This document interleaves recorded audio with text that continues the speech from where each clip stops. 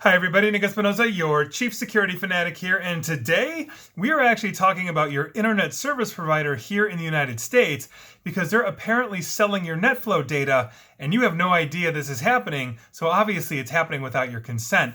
And this kind of dovetails with yesterday's video that the streaming services that you are paying for are actually selling your data as well. Everybody seems to be selling everybody's data these days.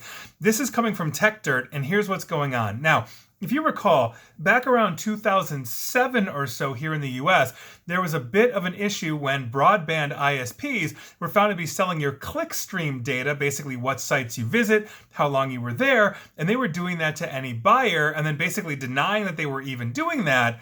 And that seems kind of quaint. Now, in the years since, technologies like deep packet inspection have allowed ISPs to collect and sell details on basically every aspect of your online life. Then through obfuscation, proxies, and empty promises of anonymization, they insist that they're not doing that. Or, as the wireless industry's location data scandals have shown, they're collecting and selling your daily movement habits, initially with only fleeting concern about your privacy and security. Now, sources in the InfoSec community have told Motherboard by Vice that ISPs are also, again via proxies, selling access to netflow data. As the name suggests, netflow data, if you didn't know, details the day-to-day broader stroke network traffic of what you're doing and whether that's overall network loads, which servers are talking to one another, the network topology, and on and on and on. This data is generally beneficial to researchers to understand network and user behavior, and basically for security experts to help mitigate network attacks.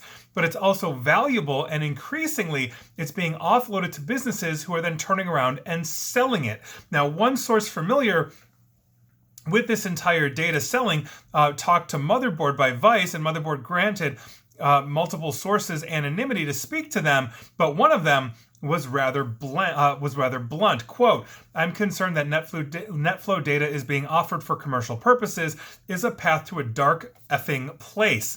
Now recall that basically the FCC had broadband privacy rules designed to give users a little more transparency into this kind of stuff, and those were killed in 2017, basically using the Congressional Review Act at the telecom industry's behest, and that was voted for pretty much on partisan lines. Obviously the Republicans controlling the House were able to get that passed, and essentially they killed those privacy rules before they could even take effect, obviously against consumer privacy needs. Now, also recall that thanks to cross-industry coalition of lobbyists, the United States still doesn't have even a basic privacy law for the internet era. The EU has GDPR, California was able to push through the CCPA, New York has SHIELD, which is not quite the same as CCPA. And so, here we go. We as Americans don't actually have basic privacy protections from our actual internet service providers. And as a result, any shred of data that can be collected and sold is basically sold, and it's an afterthought. Consumers are more often than not have no transparency into this. They don't know that this is actually happening. Now, the data provides comprehensive insight into not just what's happening on the originating ISP's network, meaning your provider's network, but also everybody's network, including what data is being pushed through VPNs or virtual private networks. You might see the ads that say, "Oh, well, the VPN keeps you safe," but the VPN has an ISP, and that netflow data from that VPN and ISP is being sold. ISPs are offloading this data to security vendors in exchange for security threat analysis work, and those vendors are then turning around and acting as data brokers, selling access to that data to a wide variety of third parties without your awareness or your consent. ISPs can then tell reporters, "We don't sell access to user data," because technically they're not directly selling it. It's the third-party vendors are, and that's obviously a huge problem. So, when it comes to consumer privacy laws, I'll be honest here, I was very disappointed in the Ajit Pai-run FCC during the Trump administration that seemed to favor corporate data mining and corporate lack of regulation over the transparency and protection for consumers that we are seeing a lot of the world get. Australia's got laws, Japan, South Africa, obviously all the EU countries as well. And we are basically behind. Even Canada has privacy laws that are trumping what we are doing right now. That's a huge problem. I'd also like to say I'm disappointed in security vendors for monetizing this, because you think if anybody would understand privacy and security that comes with data collection and selling, it would be them.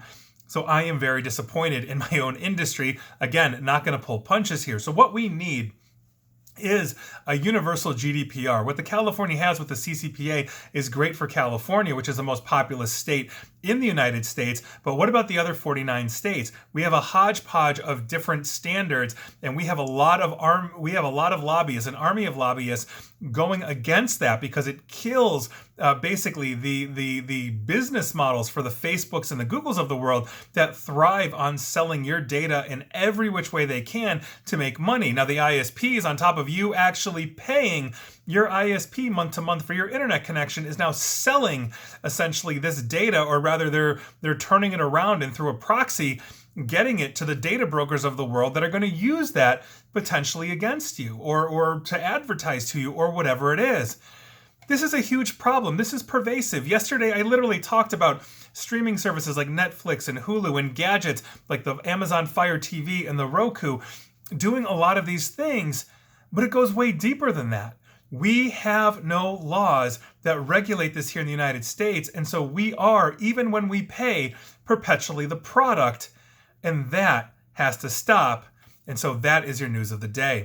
And please like, share, follow me here on Facebook and Twitter at Nick A. ESP. Well, you will 100% be data mined by them plus your internet service provider, or you can follow me on YouTube as well, where you will be data mined as well as by your internet service provider. And as always, stay safe, stay online as privately as you can, and please, overall, stay private.